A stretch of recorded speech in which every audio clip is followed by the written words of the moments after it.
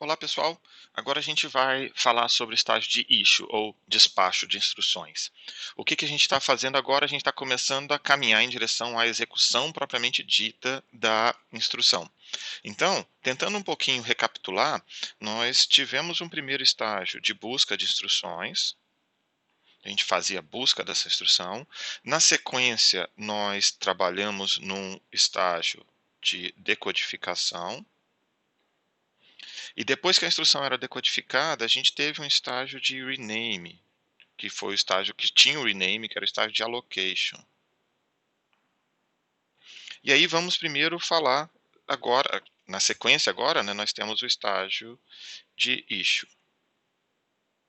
Mas nós temos que chamar a atenção que, na realidade, enquanto a gente fala isso como estágio, isso é um pouco de liberdade nossa, porque pragmaticamente alguns dessas fases do processador tinham múltiplos estágios de pipeline lá dentro. Então a gente vai falar do issue aqui como mais uma das sequências de estágios, mas a gente tem que lembrar que esses estágios eles eram subdivididos aqui em pedaços. E nós tínhamos, por exemplo, 3, 4 estágios lá dentro, ou subestágios, tá? E dentro deles podiam ter caches, que as caches também podiam estar quebradas em estágios. Então, no fundo, nós temos múltiplos estágios do pipeline, mas a gente agrupa esses estágios em fases. E essas fases representam as partes mais críticas para a gente. Tá? Pragmaticamente, vocês lembram que ao final do decode a gente tinha uma fila, certo? Onde as instruções eram decodificadas e jogadas numa fila. Tá? E essa fila ia para o allocation de acordo com as necessidades, e aqui dentro tinha um pouco do renaming. O register rename era feito aqui dentro do allocation, então a gente tem todas as estruturas de rename, e obviamente nós precisamos ter um certo número de instruções. Para vários dos nossos exemplos aqui nessa disciplina inteira, nós temos falado sempre de 4 instruções em paralelo, quer dizer, 4 instruções em paralelo. O que significa isso? Que eu vou ter que ser capaz de rodar e fazer o issue de 4 instruções simultaneamente. A gente vai olhar agora, então, como a gente poderia fazer isso num processador em ordem e como a gente poderia fazer num processador fora de ordem. Essa é a nossa meta do capítulo. A parte de fazer em ordem, ela é razoavelmente mais simples. Então, eu vou pegar aquele nosso buffer.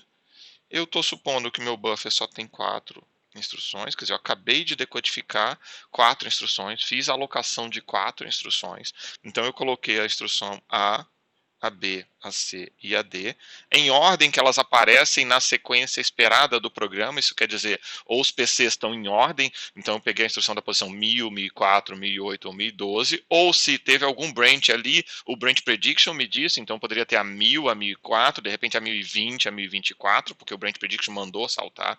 Então eu tenho essas instruções que elas estão exatamente na ordem que elas precisam ser executadas. E aí, a nossa solução passa a ser um pouco mais simples. Eu tenho que olhar as minhas unidades funcionais. Então, eu tenho unidades funcionais para cada tipo de unidade funcional que o meu hardware tem. Nós temos N unidades funcionais, eu estou supondo que eu tenha 4 delas, e a nossa meta é ver se eu consigo executar esses caras. Para facilitar um pouco aqui, a gente vai pensar que eu tenho 2 unidades funcionais vermelhinhas, uma unidade funcional verde e uma unidade funcional preta. Tá? O que significa isso? Significa que, eu vou desenhar agora aqui na frente, né? Se eu tiver 3 instruções vermelhas, eu não vou conseguir executar as 3 em paralelo, porque eu só posso executar 2. Então eu vou mandar a primeira para a primeira e a segunda para a segunda. E como eu não posso executar a instrução C, que é vermelha, não importa que a minha instrução D fosse uma instrução preta, porque eu não seria capaz de executá-la. Uma vez que eu sou uma arquitetura em ordem, eu preciso executar a C primeiro. Tá? Então eu preciso executar a C primeiro. Mas ainda assim, e eu estou usando o azul para poder complementar aqui para a gente, ainda assim eu consigo executar A e B se não houver alguma dependência entre as duas. Lembra das dependências de dados? Quer dizer, se eu não tiver dependência de dado, que o rename não foi capaz de resolver, porque o rename é capaz de resolver as dependências de nomes. Então, se a instrução B precisar do resultado da instrução A, aí eu não vou poder nem executar a B. E eu vou deixar a B esperando também. Mesmo que ela seja de uma unidade disponível, se ela fosse verde ou se ela fosse preta, ela também precisaria dessa mesma limitação. tá bom? Então aqui eu tenho critérios a definir, certo? Quais são os critérios que nós precisamos tomar cuidado? Em ordem. Então é muito fácil, a instrução A vai ser executada, ok? É muito fácil definir para a instrução A. A B só pode executar se ela não tiver uma dependência da A. Então, se a B precisar depender da anterior, então a gente não vai poder executar. Então, verificar as dependências.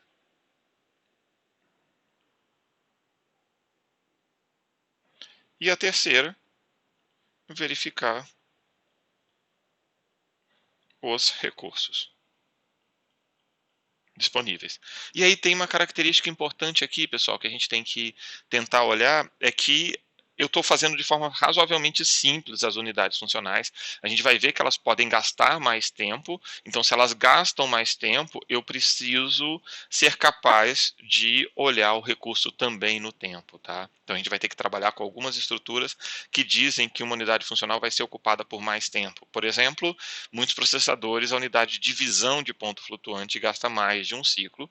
Então, se eu tivesse A e B como sendo divisões de ponto flutuante, mas só tivesse uma unidade de ponto flutuante, eu teria que mandar o A agora, e no próximo ciclo eu não poderia mandar o B, eu teria que esperar mais um pouco até a B, a unidade de ponto flutuante de divisão, estar disponível. Tá? Mas, supondo aqui que está tudo bonitinho, tudo funcionando, todas as instruções estão na ordem A, B, C, D, eu verifiquei as dependências, não tem nenhuma dependência aqui, eu verifiquei os recursos e a gente chegou à conclusão que o A é uma instrução vermelha, a B é uma instrução vermelha, a C é uma instrução, vamos botar fora, a C é uma instrução preta aqui e a D é uma instrução verde. O que significa agora? Significa que eu posso mandar a A para essa, a B, eu posso mandar a C e eu posso mandar a D.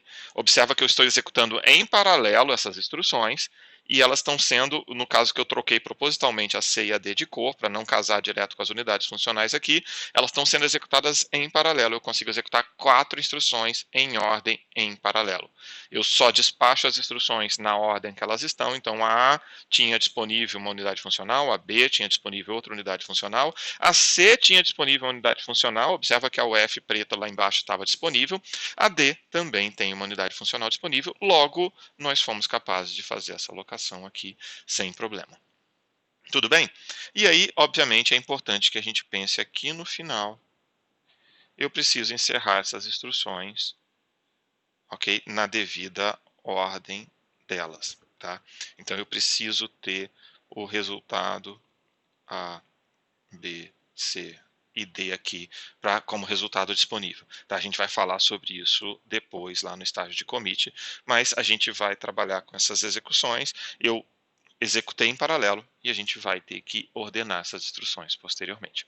Tá bom, pessoal? Então, esse é o pedaço aqui. Vamos tentar formalizar um pouco essas informações. Se eu tenho uma instrução em ordem, a mais antiga é despachada, a mais antiga ainda não despachada, ela vai ser despachada assim que eu tiver os operandos disponíveis e eu vou poder executar múltiplas instruções em paralelo, se eu tiver instruções que não têm dependência com as anteriores, tá? Então, os operandos, no caso, essa frase aqui que fala assim que os operandos estiverem disponíveis, indica que eu só vou despachar instruções que não tenham dependências disponíveis, não tenham dependências pendentes ainda, tá? Se a gente for falar em fora de ordem, o que acontece? Os processadores mais recentes quase todos usam isso. Eu permito a execução fora de ordem. Eu vou usar como simples critério os operandos estarem disponíveis, tá? E elas vão poder ser baseadas em Reservation Station, Distributed Issue Queues e Unified Issue Queues. A gente vai falar sobre isso depois. A gente vai focar ainda um pouquinho detalhes da execução em ordem, depois a gente vai ter uma sequência de execuções fora de ordem para a gente falar, tá? Ok? Então, falando um pouquinho da execução em ordem, ela vai considerar sempre a ordem de instrução, instruções são despachadas tão cedo quanto seus operandos estiverem disponíveis, então eu tenho que ter os operandos e eu despacho, dado a minha largura, então a gente tem a limitação da largura